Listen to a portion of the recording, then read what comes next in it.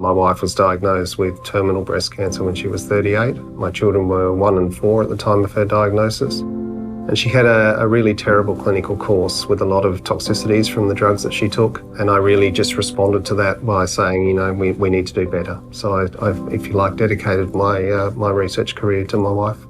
I was 32, fit and healthy, never smoked a day in my life, and being diagnosed with stage 4 lung cancer was a massive shock. My CT scan that I had showed that I had a 3.5-inch tumour in my lower right lobe, in my right lung. My cancer was inoperable.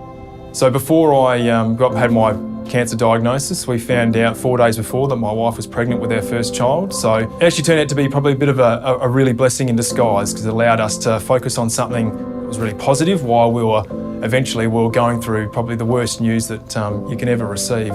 The positive in Ryan's case is that the advances in drug therapy that have been achieved in the last decade or so are enabling him to carry on his life. It's not that long ago that all we really had to offer was chemotherapy. And what we're really trying to do is to learn how to use targeted therapies to get maximal benefit, highest sort of chance of efficacy and the lowest chance of toxicity. We didn't have to go on to chemo at that point in time. It was a massive relief. When we started the targeted therapy, I found that my breathing improved within a couple of days.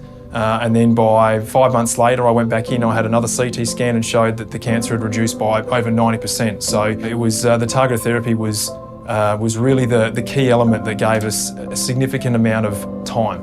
And, that's such a precious thing.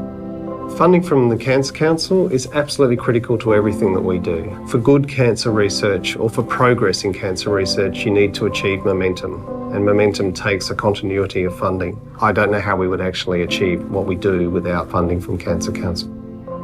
Every minute, every hour, every day, I'm working to try and optimise targeted therapies for cancer patients in order to achieve better outcomes for people affected by this insidious disease.